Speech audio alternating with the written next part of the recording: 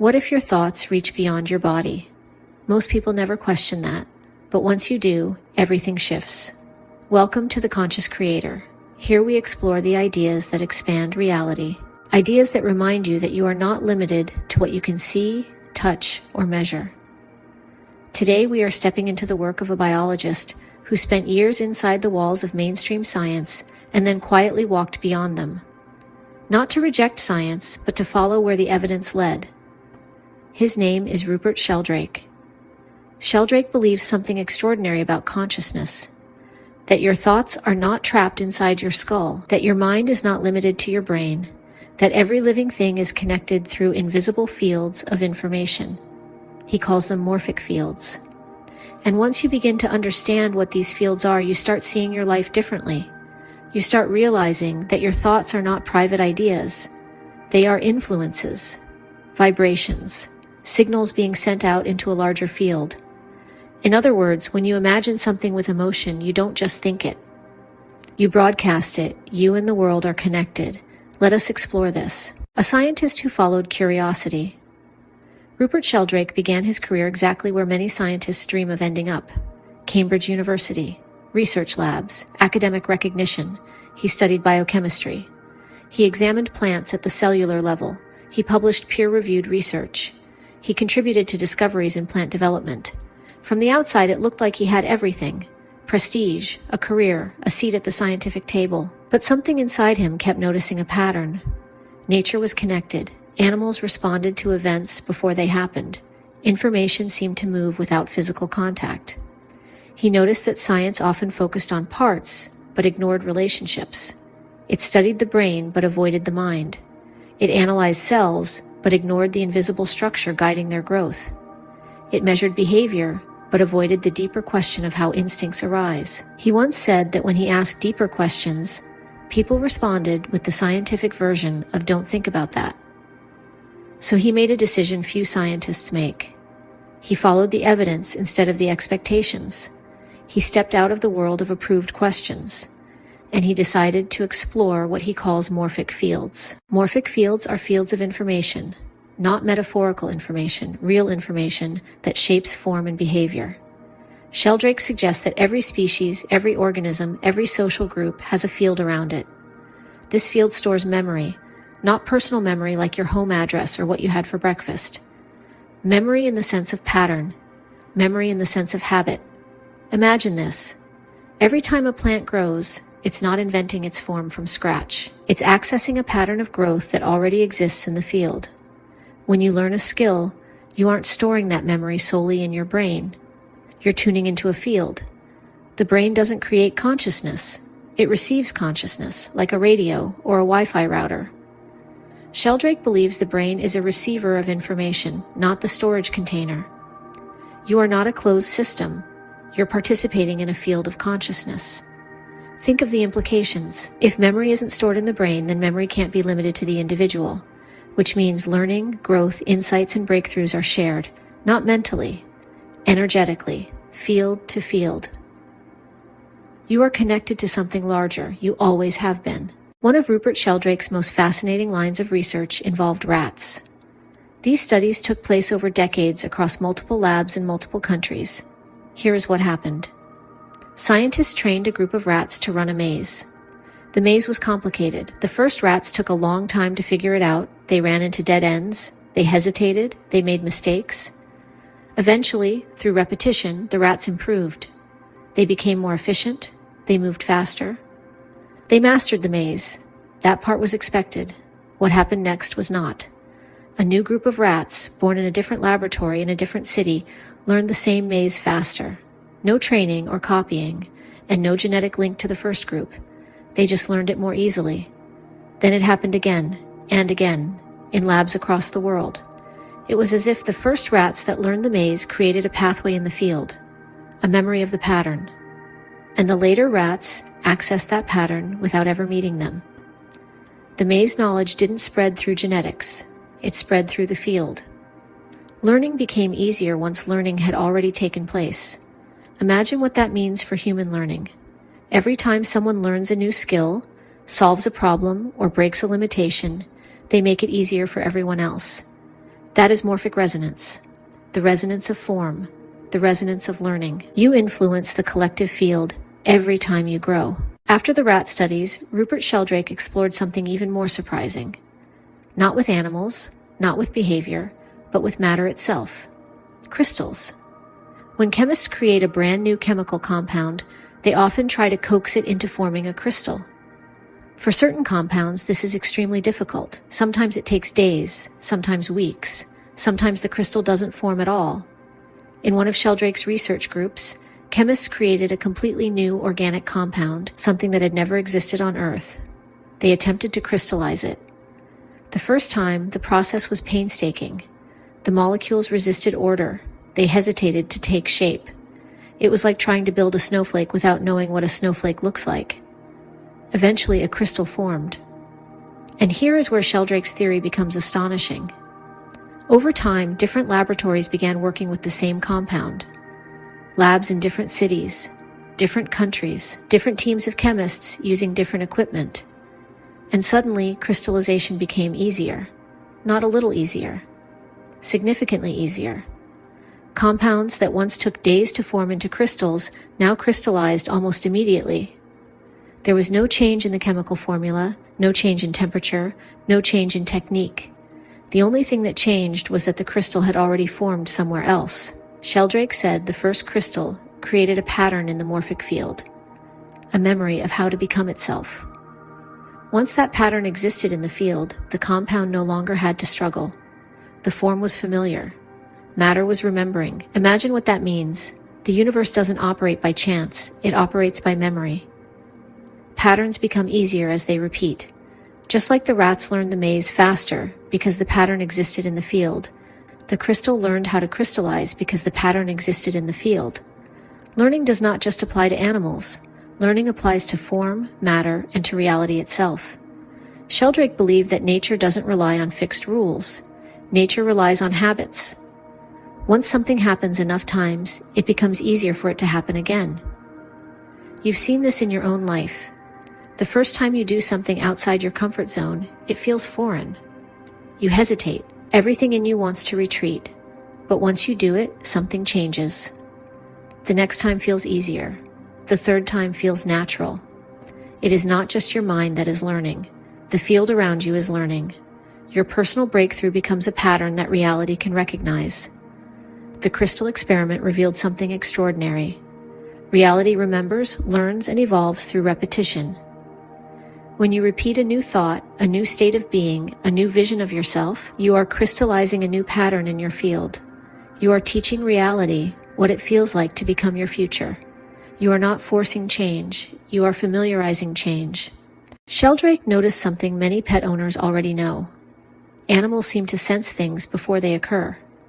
He collected over 5,000 documented stories from people who claimed their animals knew when their owner was coming home, or when someone they loved was in trouble, or even when something was about to change. He didn't stop at stories. He created experiments. One of his most famous studies involved a dog named JT. JT's owner left the house at random times. She took different routes home. She didn't create any pattern that the dog could pick up on. Cameras were set up in the house. The owner was separated from the dog by miles. JT consistently went to the window minutes before the owner began heading home. Not when a car pulled up. Not when a routine happened. At the moment, she formed the intention to return. It was not that the dog sensed her physical presence. The dog sensed her emotional decision. The connection was not mechanical. It was relational. It was in the field. When the bond is strong, distance doesn't matter. If animals can do this without language, what are humans capable of when intention becomes clear? Almost everyone has had a moment like this. You are sitting somewhere and suddenly you turn around. Someone was looking at you. You didn't hear them. You didn't see them. You just knew. Sheldrake turned this into a controlled experiment. One participant sat with their back facing another person. At random intervals, the observer stared at them. Other times, the observer looked away. The person being stared at had to say now or not now. Across thousands of trials, people scored significantly above chance. Your awareness is not limited to your physical senses. Your perception extends beyond your body. You feel attention. You sense intention. You register connection without words. You aren't imagining your sensitivity. You are remembering it. One of Sheldrake's strongest arguments is that memory isn't stored in the physical structure of the brain. He gives the example of a television. If a television breaks, the show doesn't disappear. The broadcast continues. The device simply cannot receive it. If memory exists in the field, not in the brain, then the brain isn't a storage system. It's a receiver. This explains why some memories return even after damage to brain tissue. It explains why sudden knowing appears in moments of clarity. It explains why intuition can reveal answers you never learned.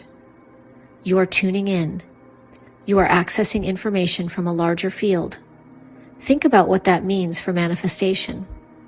When you hold a vision, when you repeat an image in your mind, when you feel it emotionally, you aren't storing that memory in your brain. You're imprinting it into the field. Then the field begins organizing reality to match the pattern you created. Rupert Sheldrake shows that life remembers. When a pattern appears often enough, it becomes easier to repeat. Skills, instincts, and ways of doing things enter the field and begin to travel. You can see it in the way breakthroughs ripple.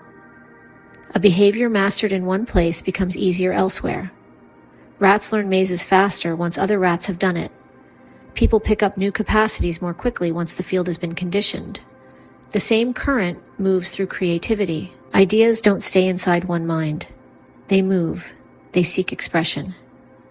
This is why inventions and insights often arise at the same moment in different places. Not because anyone copied, but because the possibility entered the field. Once a thought becomes thinkable, it becomes available. Your growth contributes to this living memory. Every time you learn, heal, or create, you strengthen a pathway that others can use. Every time you imagine with emotion, you offer your vision to the field. Someone you may never meet might feel the spark you released and expand it. Creation is not a private act. It's a shared relationship with consciousness. You aren't doing life alone. You are co-creating with the field. Neville Goddard taught that imagination creates reality. Robert Monroe showed that consciousness exists outside the body. Rupert Sheldrake illustrates how imagination and consciousness move through a field and influence form. When you repeat a thought with emotion, you condition the field. When you hold a vision, you strengthen the pattern. When you imagine a new version of yourself, you make that version easier to become. Every repetition adds weight to the field. Every joyful expectation imprints a direction. Every choice strengthens a pathway that leads to manifestation. You are shaping the morphic field of your life. The more you repeat your vision, the easier it becomes to follow that path. Not because you're forcing change through effort, but because you've created a new habit in the field. Your mind tunes into what you train the field to hold. There's a way that consciousness speaks to you, and it's not through logic or reasoning. It's not a voice in your head. It's not something you analyze. It's something you feel. Intuition is the nervous system of the field. It's the bridge between what your mind thinks and what your deeper awareness already knows. You've experienced it. Everyone has. That quiet nudge that tells you to turn left instead of right. That feeling when someone crosses your mind and moments later they call. That sense of knowing something without knowing why. Sheldrake says intuition isn't imagination or coincidence. It's resonance. Your consciousness interacts with the morphic field, and the field responds with subtle impressions. Sometimes the message comes as a physical sensation, sometimes as a sudden clarity, sometimes as a calm certainty without evidence. Animals live this way all the time. A bird doesn't think about how to migrate. It feels where to go. A deer doesn't debate whether to run. It feels danger before danger appears. Animals are tuned to the field. They don't overthink. They don't override their instincts with rational arguments. When intuition speaks to an animal, it listens. We are born with the same ability. A newborn baby knows how to root toward milk. A toddler can sense when a stranger has unsafe energy. A child knows the difference between someone who smiles with their mouth and someone who smiles with their eyes. Before we learn language, we live intuition. Then we begin to learn logic. Then we're taught to label everything. Then we absorb the belief that if something cannot be explained, it must not be real. Little by little, the noise of culture drowns out the whisper of knowing. But the knowing never disappears. Intuition is not rare. What is rare is trust. Your intuition is the morphic field speaking to you, and when you begin to listen again, you return to your natural state, connected, aware, and guided. Here's the shift that changes everything. Manifestation is not about forcing outcomes. It's about listening to what the field is already guiding you toward. Instead of pushing your vision into reality, you allow yourself to be guided by intuition. Here are 3 ways to work with intuition and morphic fields together.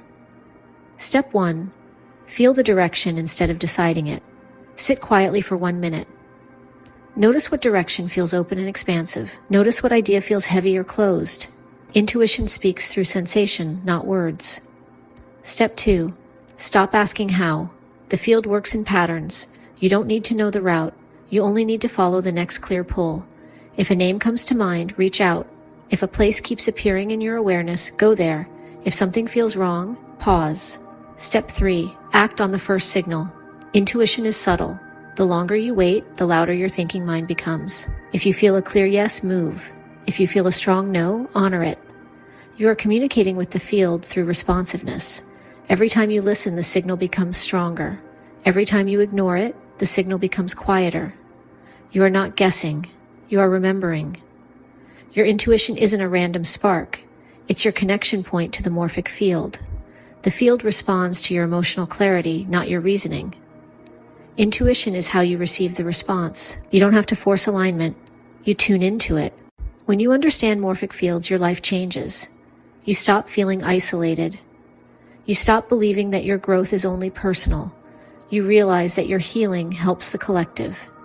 You understand that your vision contributes to a shared future.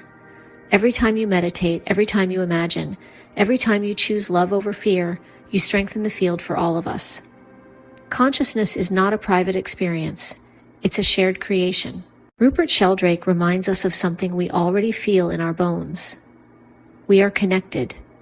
Your mind is not limited to your brain. Your memories are not confined to neurons. Your thoughts influence more than your personal world. You're a part of a field of consciousness, and you're constantly communicating with it. Your imagination is not just a picture in your head. It's an instruction to the field. Your emotions are not reactions. They are broadcasts. You are not waiting for life to change. You're shaping it from the inside out. Thank you for spending this time with me on The Conscious Creator. If you would like to explore Rupert Sheldrake's books and dive deeper into his research, I have placed links for you in the description below. If you enjoyed this video, feel free to like, subscribe, and share it with someone who would appreciate these ideas. Until next time, remember who you are